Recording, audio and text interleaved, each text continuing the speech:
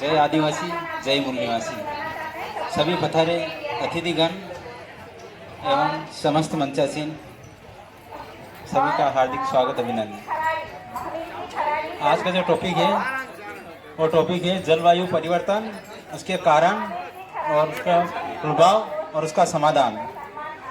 जलवायु परिवर्तन का जो मुख्य कारण है वो मुख्य कारण ये है कि आज के समय में जो सरकारें अलग अलग तरह की परिवर्तन होती जाती है और अलग अलग तरह के कानून कायदे नियम निकालती है। जिस प्रकार से 1976 में वन संरक्षण अधिनियम आया था, तो वन संरक्षण अधिनियम आया था पर वनों का संरक्षण नहीं हुआ। वन संरक्षण अधिनियम में से अपने को हटाने का प्रभाव कर दिया इन्होंने। यहाँ एक और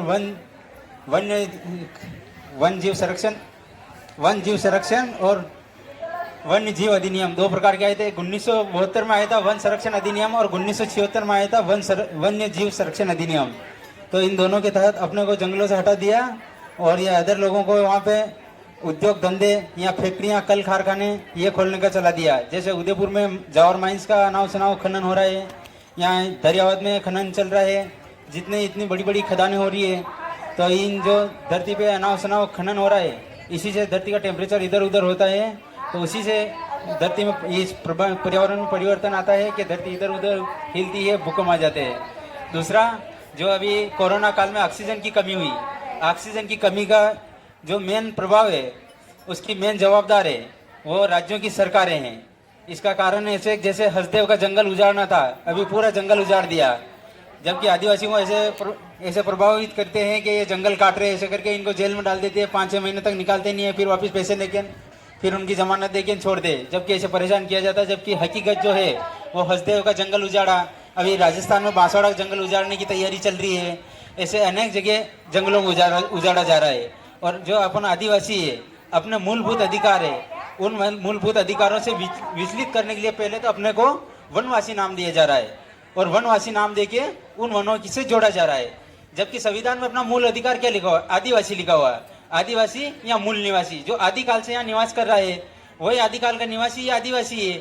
और आदिवासी जो कंद मूल जड़ जो जमीन से जुड़ा हुआ परमानेंट, वही मूल निवासी है। जो अपन है आदिवासी अपन है और मूल निवासी अपन है। और आदिवासी और मूल निवासी ये नाम विचलित होके वनवासी में कन्वर्ट कर रहे हैं। और वनवासी में कन्वर्ट करके जैसे हसदेव का जंगल उजाड़ा, राजस्थान में उजाड़ने हो रहा है, ऐसे जंगलों में उजाड़ देंगे, फिर वन रहेंगे नहीं, ये वनवासी रहेंगे नहीं। इनके अधिकार तो आदिवासी मूल निवासी के नाम से, आदिवासी मूल निवासी के नाम से अधिकार की जगह वनवासी के नाम से और वनवासी के नाम से सब अधिकार चौपट कर देंगे और अपने को वापिस धरातल पे उस जगह लाके छोड़ देंगे जिस जगह पुरानी परंपराएं चलती थी मनुस्मृति की, उस जगह। इसलिए आज टाइम रहते जगने की जरूरत है। और जहाँ पे भी कैडर लेने जाओ, सभाएं करने जाओ, वहाँ पे अपने अपने घर से अपनी बहनों को, महिलाओं को, उनको भी साथ में ले जाओ, वो भी इसके बारे में समझें।